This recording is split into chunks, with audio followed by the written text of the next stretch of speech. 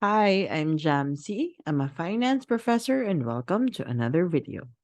So for today, we're going to be discussing a little bit more towards the tail end of the topic on the determinants of interest rates. In the previous lectures, we've discussed interest rate fundamentals, the different factors that affect interest rates, the loanable funds theory, and the factors that affect the supply and demand for loanable funds and the different components of interest rates and their individual implications to the interest rates being charged to the borrowers as a result of the risk taken by the creditors. So for today, we're going to be talking about the term structure of interest rates, and how to build an inflation yield curve. So let's get right to this.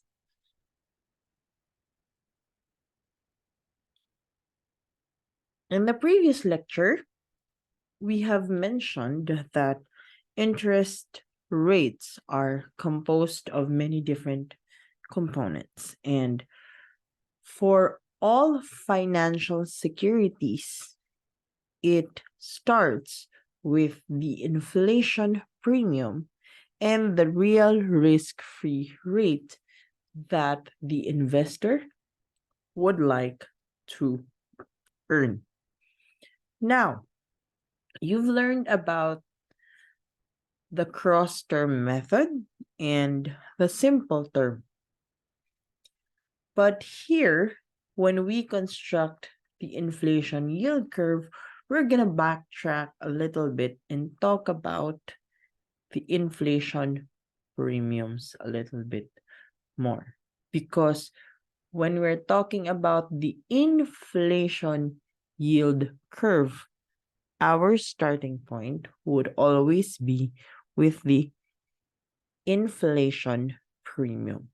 So to construct your inflation yield curve, you would have to find the average expected inflation rate over years 1 to n, where capital N is the number of periods you're looking at. So here's our formula. The summation of all expected inflation rates to year n over n, because we're simply averaging here. So in the exam, if you are faced with a problem with regards to computing the correct inflation premium to use for a long-term instrument, then you must have the average in expected inflation premium at the ready. So here's an example. Assume that inflation is expected to be 5% next year, 6% the following year, and 8% thereafter. So here we are given 3 different rates, and this is going to be for next year, the following year, and the years after that. So if you're taking a look at the inflation premium for just 1 year, in our case, if say, for example, I want to check how much inflation I'm expecting next year, I just look at the data. And since it's only for next year, that's going to be 5% over 1 period, or simply 5%. But what about if we're looking at inflation premiums for the next, I don't know, maybe 10 years? So let's take a look at that. Inflation premium for the next 10 years is the sum of the following: 5% for next year, 6% the year after next, and 8% for the years that follow. Now, if it's going to be a 10-year security, you already have years 1 and 2. So how many years are left? There are 8. So since we're only given 3 figures, and it's saying that the expected inflation rate is expected to plateau at 8% on the third year. Therefore, you have to multiply 8% by 8. So that's going to be 5% plus 6% plus 8% times 8, which is 64, which is equals to 75% divided by the number of years. That equals to an average inflation premium of 7.5%. Same goes for inflation premium for the next 20 years. You just have to add up the figures and divide it by 20. If you would look at our example on the screen, it adds up to be 7.75% per year. Now, we must take note that these inflation premiums must be earned to break even against the inflationary effects. And the inflation premium actually allows you your required return on investments before taxes, or how we should say it in finance, that's R asterisk. So you must impute the inflation premium on your required rate of return, so you can actually see how much you're earning after all of the effects of inflation. All right, so I hope that is clear. Next step, after we find the inflation premium, we go ahead and find the maturity risk premium. And for our particular example, we will use the following formula. MRP sub T is equal to MRP times the quantity T minus 1, where T is the time period. So, using the equation, we apply.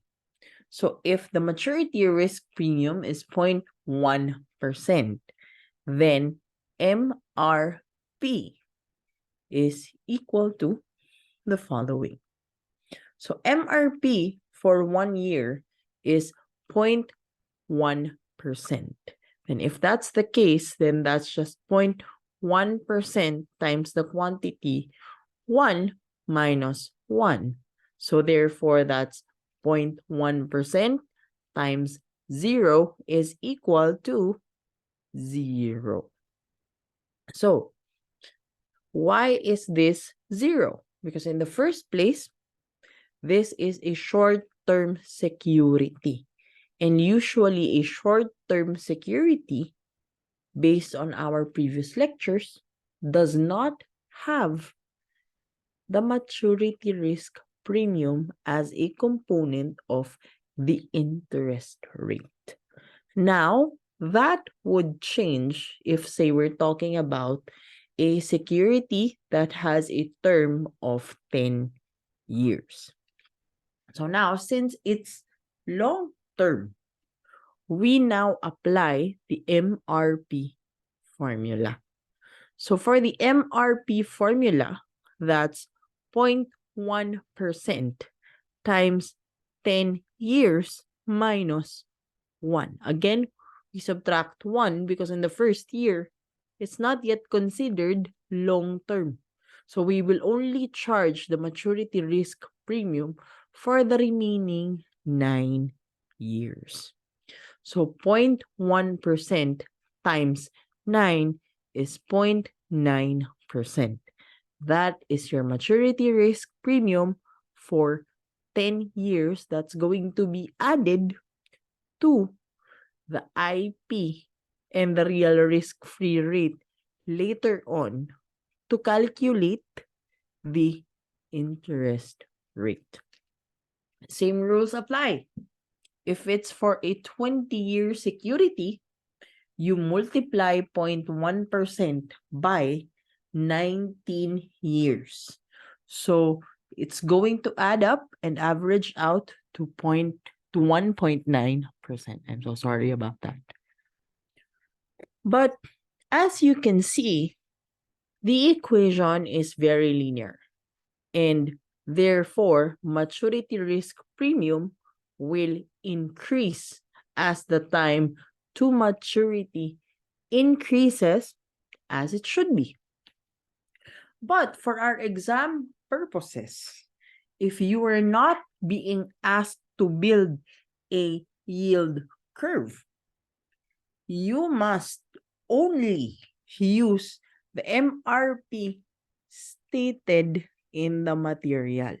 So if, say, for example, it's going to be a long-term note, and you're saying that the MRP is 0.25%, you don't have to build this particular formula or do a particular formula for that case. Instead, you take the number as it is and compute with the formula. All right. Step number 3. So for step number 3, we continue with our problem solving. Now, here, we need to find the required interest rate or the appropriate nominal rate that would compensate the creditor for the risk he has taken on in the recent transaction. So, in this regard, the required rate of return for this particular investor is 3%, which means that this particular investor requires a clean 3% after accounting for any changes due to inflation and any risk due to a long payment term. So, sa madaling sabi, ang gusto niyang mapunta sa bulsa niya, malinis, is at least 3% of what he has lent to the other person or what he has invested. So, for us to be able to take a look at the comparison, we go back to our calculations from the previous slides. So, for us to be able to find the appropriate nominal rate, we add up the required rate of return of 3% plus, ito nga po yung sinasabi natin na 5% inflation premium and the MRP. So, for the real risk-free rate for year number 1, if the friend in particular, say, borrows 100,000 pesos and says to the borrower that, hey, friend, can I borrow 100K and I will pay you back after a year? How much interest are you going to charge me? So, since the friend is only borrowing the money for a year, therefore, there's no such thing as maturity risk premium. But there is such a thing as inflationary effects and the need for the particular investor to earn a clean rate of 3%. So if the friend is asking to borrow 100,000 pesos and pay it back a year later, the creditor would be comfortable in lending 100,000 pesos at an interest rate of 8%. Now, what about if the friend in particular asks for a 100,000 peso loan and promises to pay it back after 10 years? Aba, ibang usapan yan. Again, we go back to our calculations. In the previous slides, we calculated the MRP and the IP for 10 and 20 years. Therefore, we just add the two components up with the required rate of return of the investor. Therefore, the required rate of interest to be charged by the creditor to his friend is 11.4% if the friend promises to pay it back in 10 years. Let me be clear, that's 11.4% per annum. If the friend says that he needs the money and promises to pay it back in 20 years, the creditor would probably charge his friend an annual interest of 12.65%. Now, as you will notice, the longer the term, the higher the interest rate will be because of the added risk. Not so much about the inflation, because what we're doing here is we're averaging out the effects of inflation across the different payment terms. But due to the presence of maturity risk, it actually bumps up the cost of borrowing money.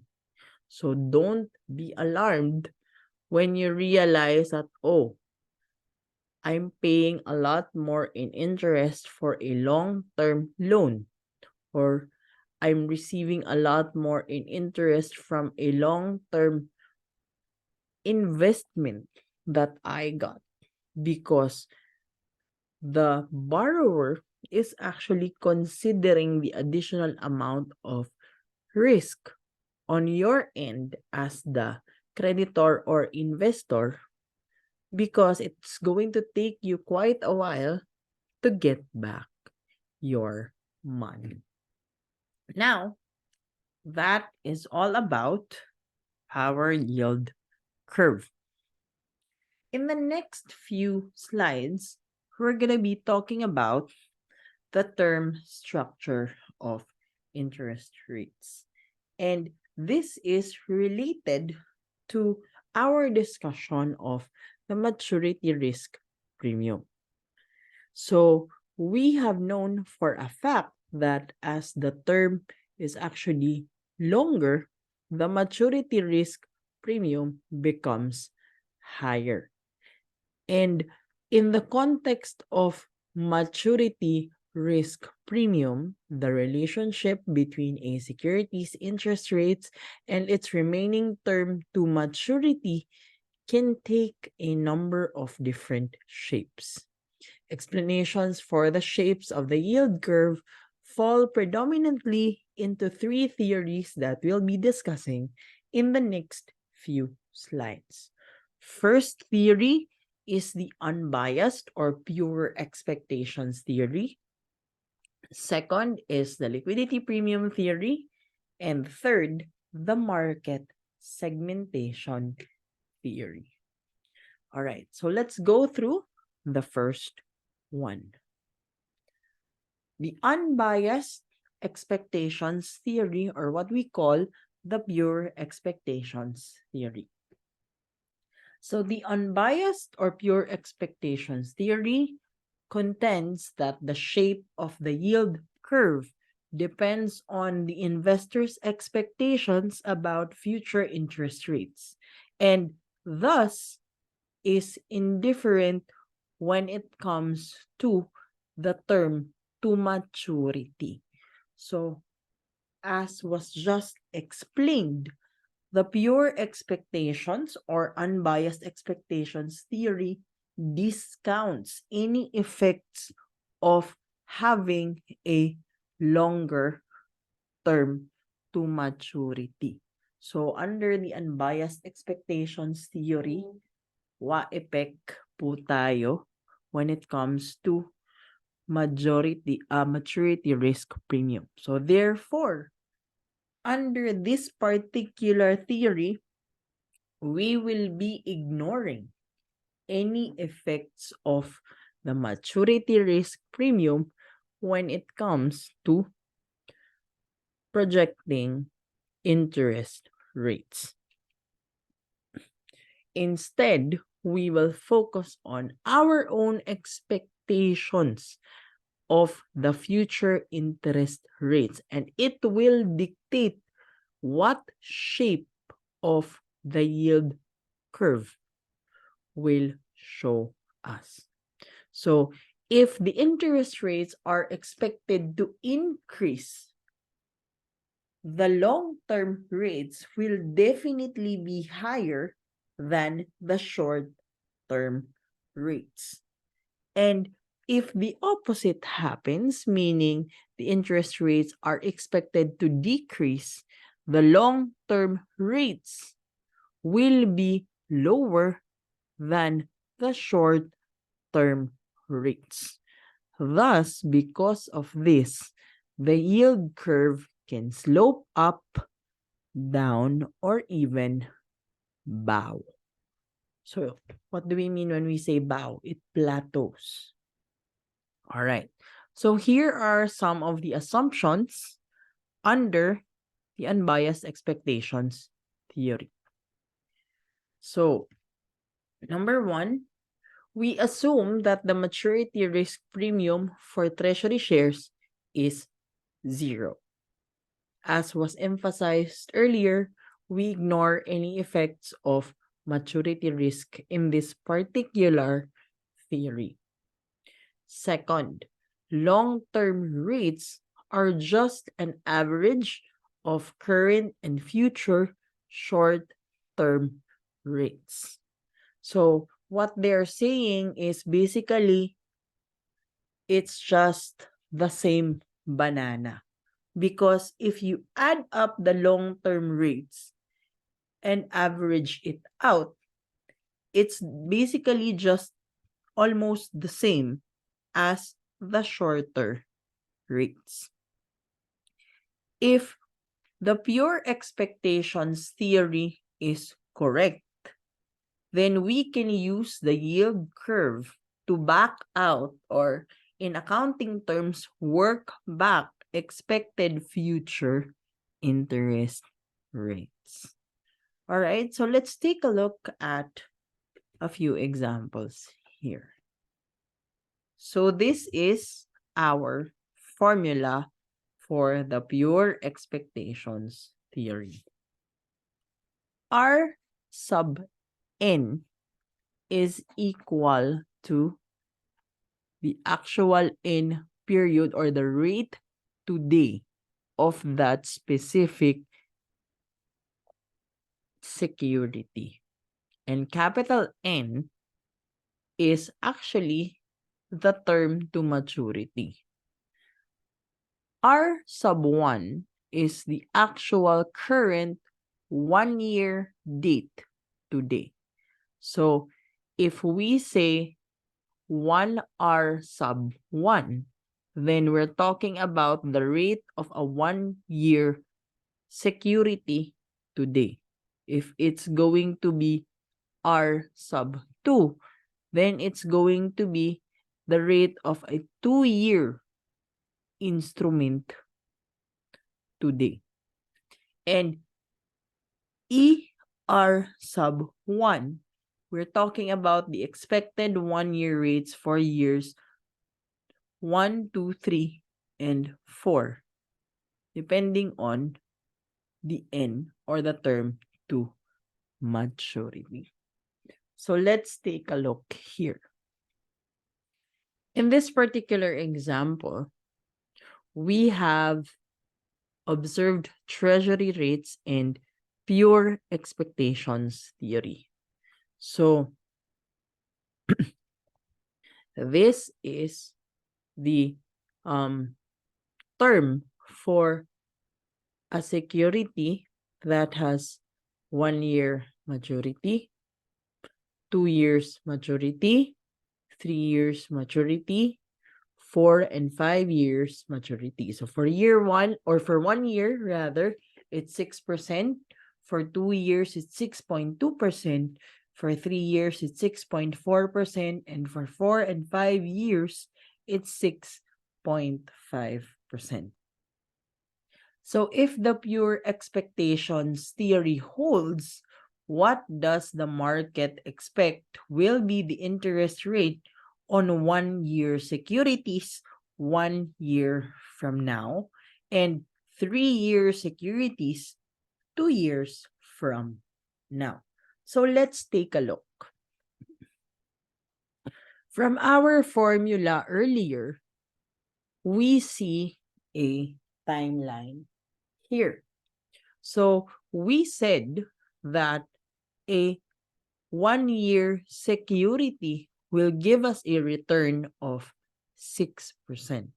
Now the question is, if you hold this particular instrument longer for another year, how much will it actually give us? If the 2-year instrument actually gives us 6.2%. So what the unbiased expectations theory tell us is that the long-term rates are an average of the current and future short-term rates, which means that we can expect an insignificant amount of difference when it comes to the yield in terms of interest. Now, let's take a look at that. So if we are saying that we are holding on to a 1 year security for 2 years, how much are we supposed to get? If a 2-year security will give us 6.2% altogether. So let's find out. So the 2-year security would give us a yield of 6.2% per year. So that's going to be 1.062 squared equals 1.060, which is representative of this rate. And an X number, which is the increment return or the increment yield between years 1 and 2. So by manipulation, in terms of algebra, we get 1.12784 divided by 1.060 is equal to 1 plus X. So by further manipulating this, we actually get the X value of 6.4004%. Now let's interpret that. Based on the pure expectations theory, we are saying that if we hold on to 1 year securities for another year, it will give us 6.4% in yield.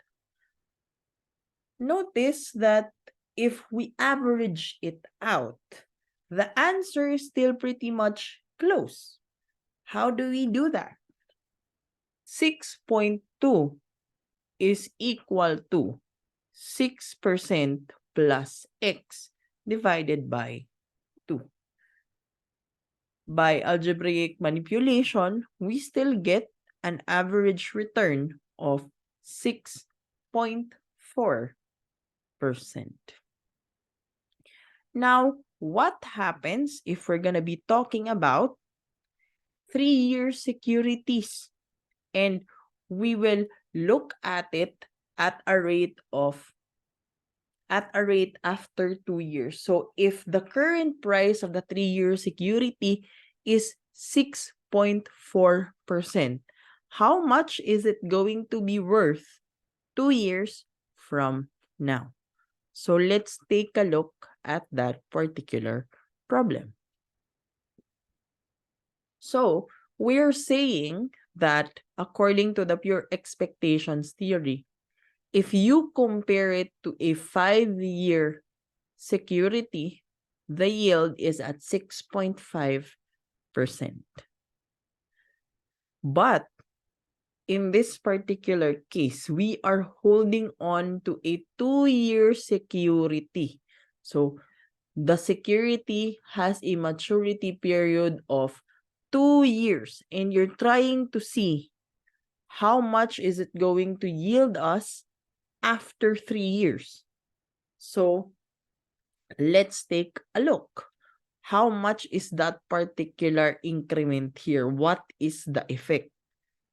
So if the 5-year security yields us 6.5%, but we're getting the 2-year security and holding on to it for 3 more extra years, magkano ang dagdag na kita? So let's take a look. So if we extrapolate that, the formula is going to look like this. The 5-year security gives us a 6.5% interest yield per annum. So that's going to be 1.065 raised to 5. And then coincidentally, you're holding on to an instrument that has a 6.2% yield for 2 years guaranteed. So that's going to be 1.062 squared plus 1 plus x raised to 3 to account for the years after year 2 until the end of year number 5. Sorry, that's not a plus. We have to multiply this. I'm so sorry about that.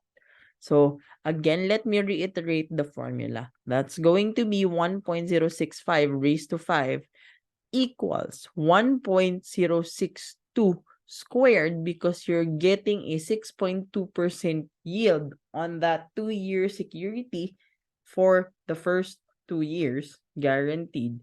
And then you're gonna have to multiply it by 1 plus x times 3 to get that particular increment. For the interest beginning the end of year 2 to the end of year 5. So we get that value. So that's 1.37009 divided by 1.12784 because we transpose the 1.062 squared to the other side. And we get 6.075. Oh, sorry, 6.7005 as our x value by further manipulation. So according to the pure expectations theory, we say that 2-year securities will yield 6.705% 3 years from now. All right, so I hope that is clear. So we move forward with another example here. So how do we create a yield curve out of the unbiased expectations theory? So suppose we are given the current 1-year rate or the spot rate for a 1 year, 2-year, 3-year note, and the expected rates for this. Using the unbiased expectations theory, we can actually project how much the rate of these securities will be. Of course, the current rate for a 1-year security is at 1.94 as given here.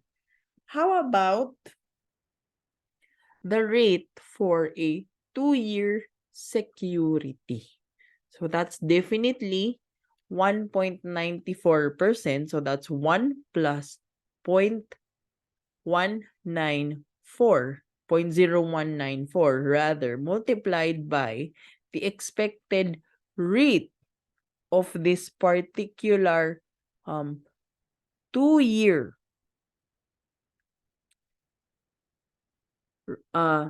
2-year rate on a treasury bond. But since you're hanging on to it for 1 extra year, hindi mo makukuha yung buong rate for 2 years, just half of it. So that's going to be 1 plus 0.03 raised to 1/2 minus 1. And that's going to be 2.47%. How about the rate for these 3-year treasury bills? So that's going to be 1 plus 0.0194 multiplied by 1 plus 0.03 times 1 plus 0.0374. Again, because you're not getting the full 3% here. You're only getting 1/3 because you've only extended it really. So you get 2.89%. And so on for the 4-year treasury security, you're gonna get 3.19%. So let's take a look at that particular yield curve. So in this particular yield curve, you see that there is an upward sloping yield curve that therefore reflects that there is an expectation of persistently rising 1-year interest rates over the future horizon. So kung paakyat po ang ating yield curve, we can expect that the interest rates for 1-year instruments are going to increase. But if you look at it further, there is a high jump between year 1 and year 2. And not so much of a high jump between, between 1-year security and the 2-year security, but not so much in terms of the rate for a security that has 2 years and then 3 years, and then the 3 to 4 years. So this is your yield curve. Now, I hope that's clear because we are going to move on to the liquidity preference theory. So, under the liquidity preference theory, the key assumption is that bonds of different maturities are substitutes, but are not perfect substitutes. Because in order for something to be considered as a perfect substitute, it has to be the same in all aspects. But since the maturity rates or the maturity periods rather are different, then we can only consider them as substitutes of one another, not perfect substitutes. So what's the implication here? The liquidity preference theory modifies the pure expectations theory because you're adding the features of the market segmentation theory, which we're going to be discussing in a little bit. under the liquidity preference theory, the investors would prefer a short-term bond rather than the long-term bond. So in order for you to entice an investor to hold on to long-term bonds, they must be paid a liquidity premium for the added risk. So what is that particular implication? The result is that long-term interest rates will be averages of the expected short-term rates plus a positive term premium. So much like the unbiased expectations theory, but you have to consider the liquidity risk premium that is present because we're now talking about bonds with different maturities. And just like the unbiased expectations theory, the maturity risk premium is also ignored under the liquidity preference theory. Because as the name suggests, we are assuming here that the investors would always like to hold on to these short-term bonds rather than the long-term bonds. Okay, so this is the formula. Pretty much the same as the unbiased expectations theory formula, except that we add the element of the liquidity premium. All right. So, suppose that the current 1-year rate or a 1-year spot rate and the expected 1-year T-bond rates over the following 3 years are as follows. So we have R sub 1, meaning we are given the current rate for a 1-year treasury bond and the expected rate for the same 1-year bond for the years that follow. So the current rate is 1.94%. The rate for the same bond on year 2 is 3%. On year 3, it's going to be 3.74. And for year 4, it's going to be 4.1%. But in addition, there is a liquidity premium. That's going to be liquidity premium for a security that has at least 2 years of maturity. That's an additional 0.10, an additional 0.20 for 3 years maturity, and an additional 0.30 for a 4-year maturity. So what does that look like? It's going to look like this. So the current rate is 1.94. No MRP because it's short term. But if we're going to take a look at a 1-year T-bond next year, we're going to have to impute the effect of the liquidity risk premium. So how do we get that number? That's going to be 1 plus 0.194 times 1.04% raised to 1/2 minus 1. Again, we raise it to 1/2 because you're only getting half of the full rate, not the full amount or the full number here.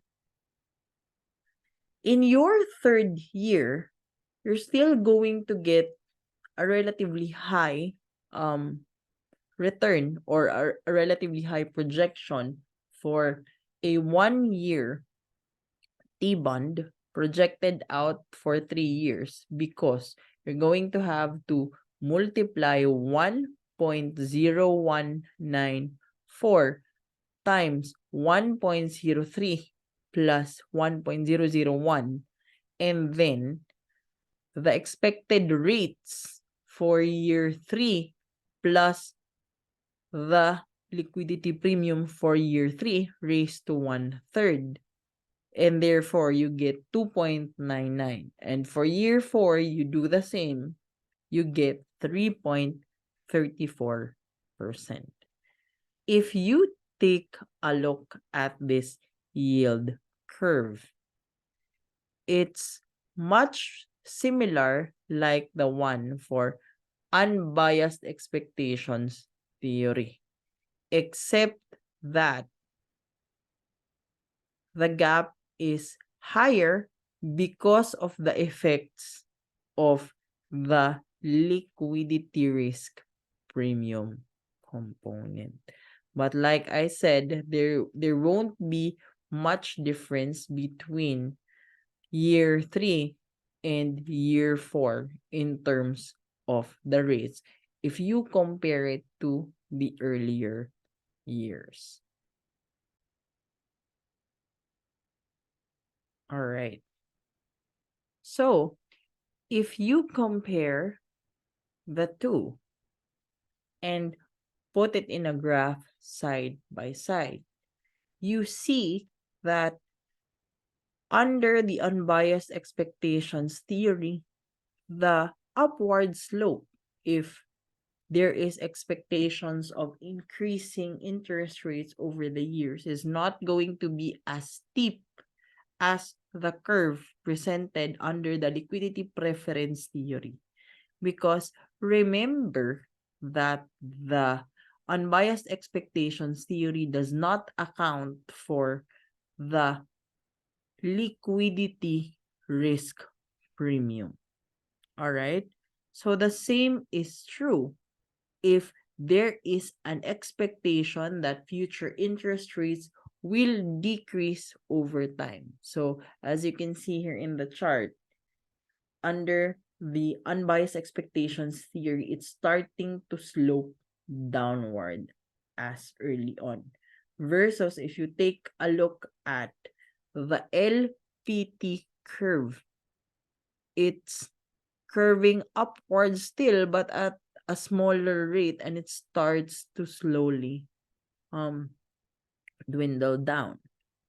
But if you're not expecting any changes and you're expecting some sort of consistency here under the flat shape of the yield curve, unbiased expectations theory, it's flat because you're not considering any changes in terms of liquidity risk premium. Here, under the liquidity premium theory yield curve, you will see that it will first slope upward and will start to plateau. All right. So that's the difference between the two.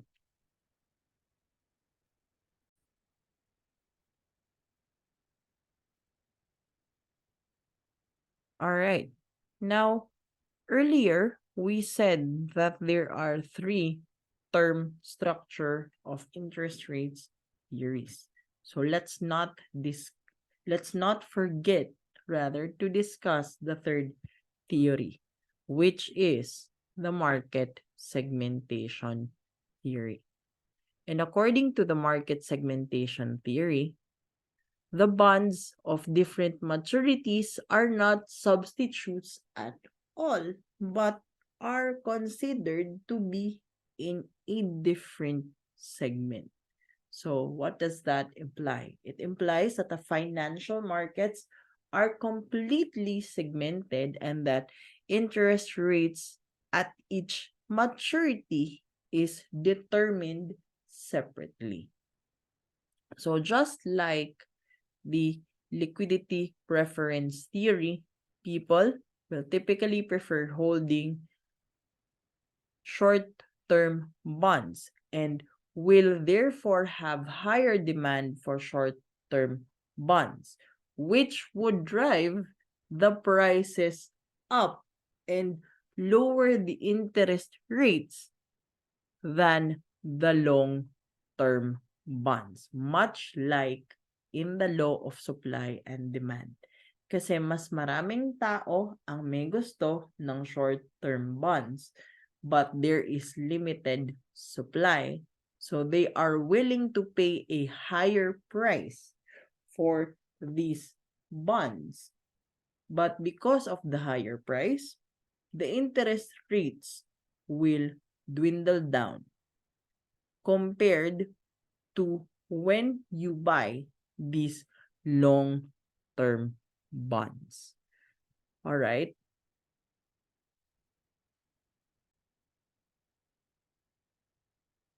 So, because of this dynamics in the law of supply and demand when it comes to short-term bonds, this also explains why the yield curve is usually upward sloping. However, the market segmentation theory does not explain the first two bullets. How so? Because it would assume that the long and short rates, or the long-term and the short-term rates, are determined independently. So if we take a look at that, it would mean this. So along the yield curve, we see three different interest rates equilibrium. So each of these supply and demand lines represent three different segments. And luckily enough, these equilibrium points would be connected and you will draw an upward sloping line. But each of these supply and demand curves are not interrelated with one another.